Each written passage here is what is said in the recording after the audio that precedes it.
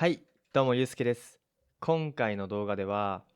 なんで会話の時に同じ言葉ばっかり使ってしまうのか、このことについて話していきたいと思います。考えられる理由が5つあるので、それについて話していきたいと思います。日本語を勉強している時に、いろいろね、単語を覚えてって成長していく感じがあると思うんですけど、いざ会話してみようとか、ライティングでもいいですし、文章を作ってみようってなったら、全然単語が思い浮かばないとか、そういう経験あると思います。私もすごくね、たくさん経験してきて、結構イライラしたんですけど、でも実はこれって、ある勘違いで起きてしまってる、ある勘違いでイライラしちゃうっていう感じなんですよ。これは何かっていうと、見ればわかる、聞けばわかるっていう単語と、自分で使える単語、語彙力っていうのは全くの別物になります。はい。つまり、知っている言葉はあるけど、それがまだ会話で自由に使える状態になっていないっていうことが多いんですね。これはよく机の上で勉強した人とかに多いです。実際私がそうでした。昔はすごく机の上で勉強して、リーディングとリスニングとライティングはある程度できるようになったんですけど、いざスピーキングとなると全然パッて出てこない、こういう経験をしたのですが、今は英語を話せるようになって日本語のレッスンを、英語を使ってやったり日本語を使ってしたりしています。この過程でね、いろいろな気づきがあったので、この理由を説明していくんですけど、まず一つ目の理由は、会話がシンプルに忙しすぎるっていう問題があります。まあ皆さん母国語だとあんまり気づかないと思うんですけど、実は会話ってマジで忙しいんですよ。どうしても会話っていうと、スピーキングに、意識がいくじゃないですか。間違ってないんですけど、スピーキング、話す前に皆さんまずリスニングしますよね。相手が何て言ったのかっていうのを聞くと思います。で、このリスニングがすごく難易度が高いんですよ、そもそも。まずリスニングって相手がどんな音を言って、それがどんな言葉なのか、どんな文法を使ってて、で、結局どんな意味なのか、全体の意味がどんな意味なのかっていうのを一瞬で処理するわけですよ。認知負荷理論のね、動画撮ってますので、ぜひそちらを見てくれたらわかると思うんですけど、認知負荷理論にのっとって話すと、負荷がかかりすぎると結構良くない状態になっちゃいます。わからなかったり、焦ったり緊張したりするわけですね。はい。だから、それプラスにスピーキングするわけですよ。何を言うかを考えないといけないし、言葉を選ばないといけないし、で、それを実際に音として発音するわけですよね。こういう段階があって、特に言葉の形を作る段階で、作動記憶っていうんですけど、そういうのが大きな役割を持つって言われてますね。つまり、パッシブな記憶じゃなくて、使えるアクティブな記憶っていうのが必要になってくるわけです。で、頭の、余裕が少ない時って結構同じ語彙とか選んだりしちゃうんですね。だってそれが一番アクセスしやすいから、わかりますか？はい。つまり何が言いたいかっていうと、その会話は忙しいけど、その忙しさを、一瞬で処理できる、すごく日本語に慣れている状態を作ってしまえば、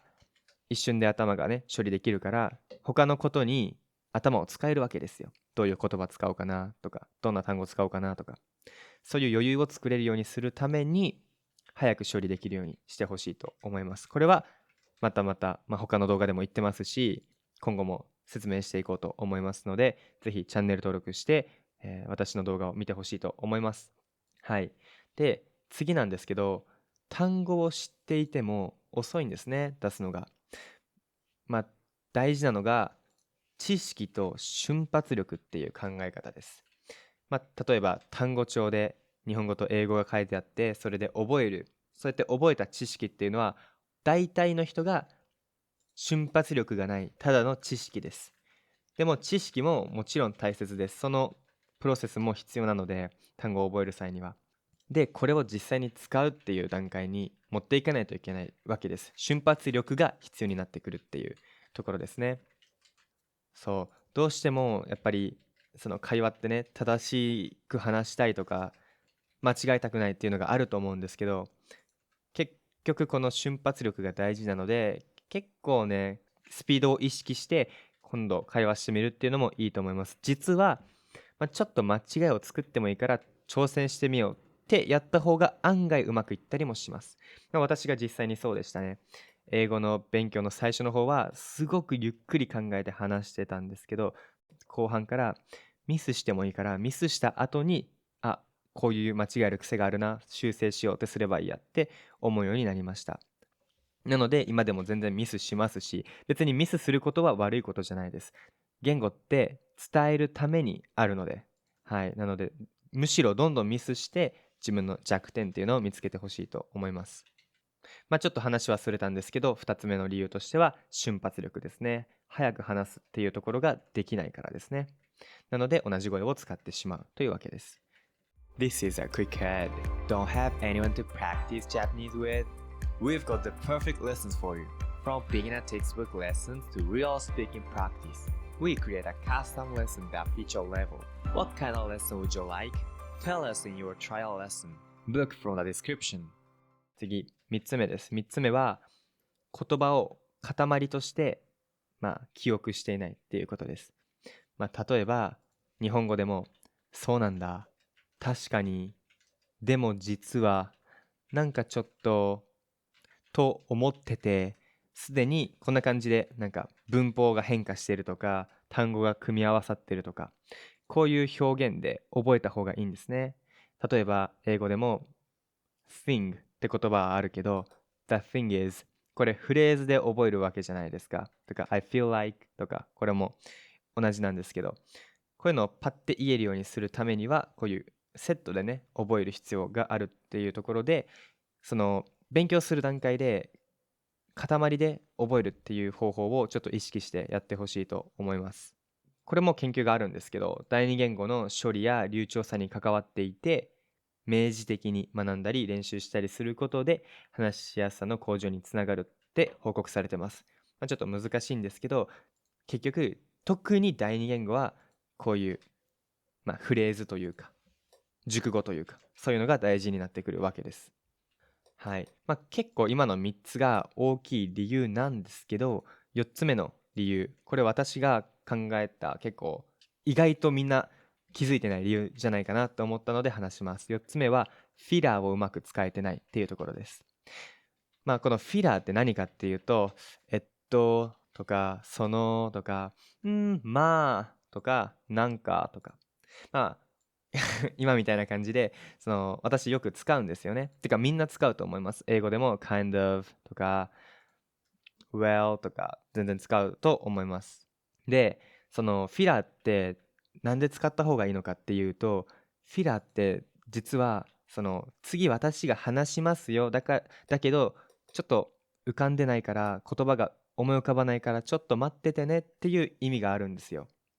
言われてみたらそうじゃないですか。あなたがフィラを使う時って次話したいけどまだ頭が整理されてない時に使いますよね。つまりちょっと時間を作るわけです。考えるための。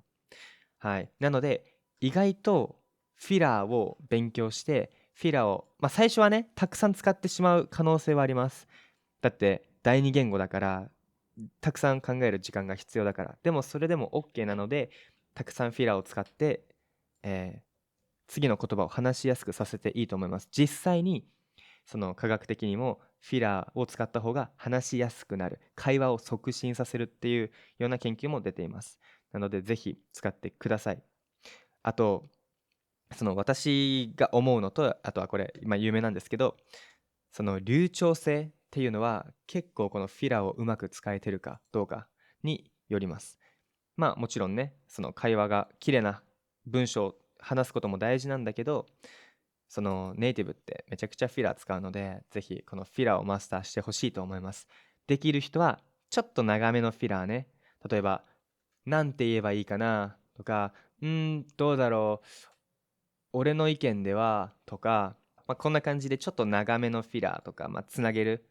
ような感じのフレーズを頭の中に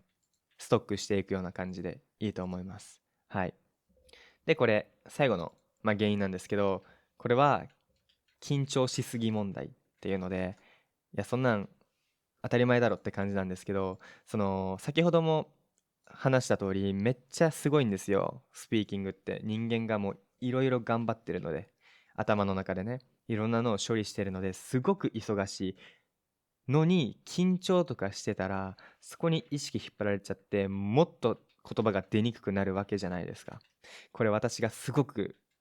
本当に最近マジで経験するんですけど、私1対1で喋るの結構得意なんですよ。でも集団で話すってなったら、なんかちょっと緊張しちゃう。その英語の時にね、特に英語の時にそうなっちゃいます。でも話せるのは話せるんですけど、なんかね、言葉の出やすさが全然違うんですよね。で、実際に科学的にもやっぱ緊張してるかどうか、ストレスがないかあるかっていうのは話しやすさにすごく影響します。もちろんそうじゃないですか。不安とか緊張だったら、その頭の中でどんな単語を使おうかなって考えようってしてるのに、頭が真っ白になっちゃうわけじゃないですか。だから緊張しないようにしろっていうのは難しいんですけど、ちょっと考え方を変えて間違えてもいいんだとか、気持ちを伝えることに集中しようとか、綺麗な日本語を話そうとしなくていいっていうちょっとマインドを持ってもいいと思います。特に完璧主義な人とか。はい、私すごく完璧主義だったので、結構このマインドをしてからね、どんどん、ミスはありながらも話せるようになって、どんどん修正してきて、今はだいぶ綺麗な英語を話せるようになりました。みんなにとっては日本語がね、こんな風になればいいなって思ってます。で、じゃあ、一体どんな語彙を使えばいいのか、どんな語彙が正しい語彙なのかっていう意見もあると思います。動画の最後にはなるんですけど、私とユーマの方で実は暗記のね、デッキを作っています。結構もうずっと最近動画で言ってるので知ってる人は多いと思うんですけど、無料で暗記デッキの方配布してて、全部スラングでできてます。30個のスラングと60個のめっちゃナチュラルな例文です。私の音声が入っています。これでね、ぜひリスニングの勉強でもいいし、シャドーイングしてもいいし、ぜひ勉強に役立ててほしいなって思います。はい、最後に伝えたいということは、あなたの知識と使える知識っていうのは別物っていうのをまず理解してほしい。で、今回話せない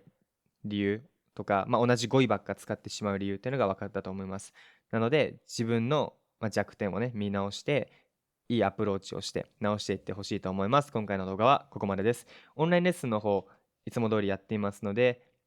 もし興味がある方は概要欄から予約の方お願いします。また次回の動画でお会いしましょう。じゃあね。